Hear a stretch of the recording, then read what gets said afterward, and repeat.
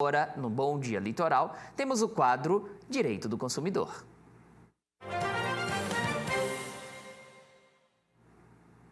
Toda quarta-feira a gente traz assuntos importantes para você, consumidor, assuntos pertinentes para que possamos ter uma economia ainda mais forte, um direito, uma relação entre o consumidor e também empresários, comerciantes, muito mais limpa e muito mais forte. Hoje eu vou conversar de forma virtual com o doutor Maurício Vitor, que participa do Bom Dia Litoral todas as quartas e vai trazer importantes informações para o público de casa. Doutor, muito bom dia, seja bem-vindo.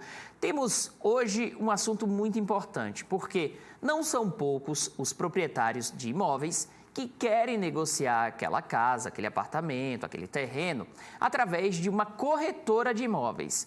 Mas um caso que aconteceu aqui em Paranaguá e tem chamado a atenção, assustado muitos proprietários, é que a pessoa colocou o imóvel para vender através de uma corretora, uma outra pessoa foi lá, comprou o imóvel, pagou a entrada, mas o antigo proprietário, aquele que colocou para vender, não recebeu o dinheiro até agora e está cobrando a corretora.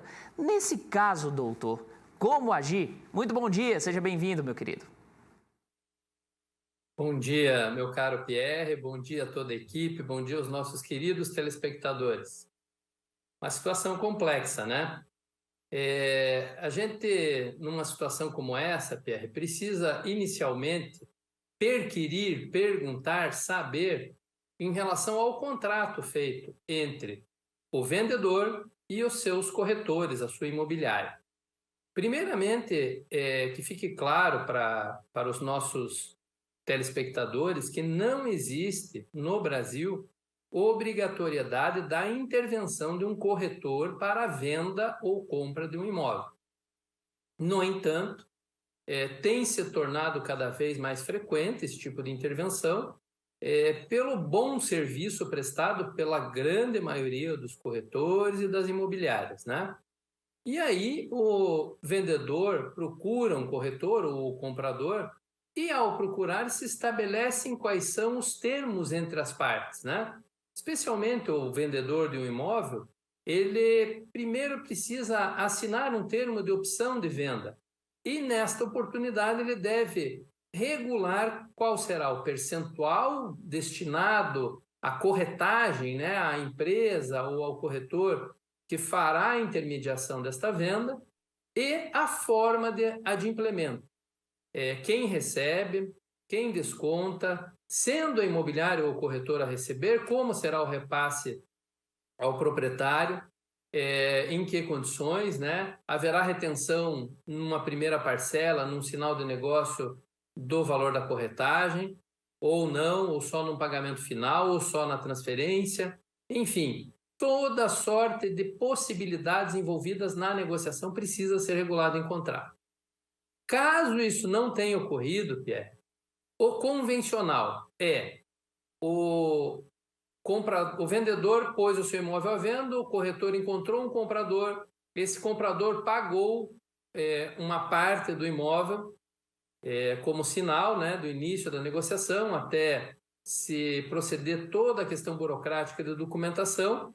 Estes valores, ainda que pagos à imobiliária ou ao corretor, pertencem, em regra, salvo, né, a questão contratual, como falamos, pertencem ao proprietário, ao vendedor. Caso em que deveria sim ter sido repassado ao proprietário esse valor para, ao final da negociação, né, concluído o negócio, pago a parcela final, haver então a retenção do percentual de corretagem, que é no máximo de 6%, e o restante também integralmente repassado ao vendedor que contratou aquele corretor. Então, salvo questão contratual, Pierre, que previsse situação diversa, é claro que o proprietário tem que estar insatisfeito, o vendedor, em razão de valores que lhe pertencem e não estão sendo repassados a ele.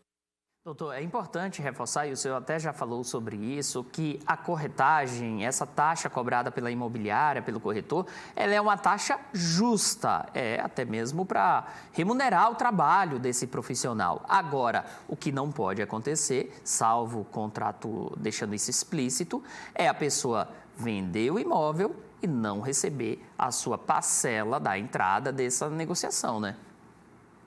Perfeitamente. É uma situação bastante sensível aí, né? Porque, afinal de contas, a imobiliária, o corretor não são proprietários do imóvel. O proprietário é que faz jus à percepção dos valores da venda, né? Então, não existindo previsão contratual desta retenção, de repasse depois, é uma ação indevida, né? Que merece aí o tratamento e o objeto até de uma reação, né, de quem for vítima de um fato como esse. Isso aí, evidentemente, é uma apropriação indébita, né? Vamos renovar. Não havendo previsão contratual, isso é apropriação indébita, não é só um ilícito civil. Isso envolve até uma questão, um tipo penal específico que pode causar aí a um corretor, uma imobiliária, um dano muito sério na imagem e até na liberdade pessoal do agente. Sabemos da existência de diversas imobiliárias, diversos corretores sérios na cidade, no estado, no país, mas, como em toda profissão, pode haver exceção e essa exceção tem que ser tratada com o rigor da lei para que não se desgaste, não queime, não prejudique o bom nome daqueles que agem bem no mercado. Nesse caso, doutor, o antigo proprietário, aquela pessoa que colocou o imóvel à venda inicialmente pela corretora, o que essa pessoa deve fazer para poder reaver o seu dinheiro, para poder receber o que é devido dessa negociação? O caminho aí, Pierre, é o da busca do Poder Judiciário e das autoridades policiais. Cabe aí, sim, o registro de uma ocorrência policial pela apropriação indébita, necessário se faz. A pessoa que agiu mal terá que responder a um inquérito e talvez uma ação penal e uma ação civil, né? Uma ação para reparação, para o repasse desses valores e aí vai se buscar, Pierre, até um repasse com juros, correção, com as devidas atualizações de valores e conforme a situação concreta, até um dano moral pode ser envolvido aí e não se esquecer também, existe o Conselho Regional dos Corretores de Imóveis. Neles estão registradas as imobiliárias e os corretores, de modo que ali também, de posse de todos esses documentos, o eventual boletim de ocorrência, a questão da ação civil proposta, levar ao conhecimento do Conselho para que haja, no âmbito do Conselho Profissional também, uma tentativa de solução e uma punição ao agente que não agiu conforme dispõe a lei ou até o bom senso numa relação como essa. Só para a gente finalizar, é importante que essa pessoa proprietária inicialmente no imóvel, a pessoa que colocou esse imóvel à venda, ela de fato denuncie esse caso, porque afinal de contas pode não só resolver o seu problema, como também pode evitar que outras pessoas sejam vítimas da mesma negociação fraudulenta a princípio, né, doutor? A gente não tem todos os conhecimentos ainda, afinal de contas pode acontecer alguma coisa contratual lá, explicando que o dinheiro só vai ser depositado depois, enfim. Mas de toda forma é importante que essa pessoa, ela denuncie para que outras pessoas não sejam vítimas, né? Exatamente, Pierre. Lembrando, né, como você lembrou, estamos falando de uma situação hipotética, sem conhecer todos os detalhes, mas tendo havido esse tipo de procedimento, né, uma apropriação indébita, tem que se tomar todas as providências, como a gente costuma dizer aqui em relação a qualquer situação do mercado de consumo. Uma vez tomadas as providências, você protege-se, revê prejuízos e evita prejuízos futuros para você e para outros atores do mercado de consumo, porque aquela pessoa passa a ter, ou passa a agir corretamente dali para frente, ou terá uma punição que a afasta do mercado de consumo, protegendo assim as boas relações sempre existentes aí em todas as áreas do consumo que a gente costuma comentar aqui.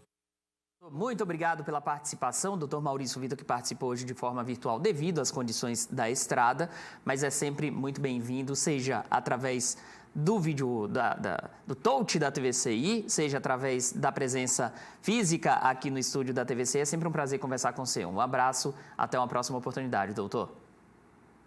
Um abraço, Pierre, um abraço, equipe, um abraço aos nossos telespectadores. É sempre um prazer estar presente aqui, não deixando de anotar, né, Pierre, que temos aí bons profissionais, boas empresas imobiliárias em todo o litoral e que devem ser usadas como referência aí para as negociações, para que se evitem quaisquer dissabores aí numa negociação.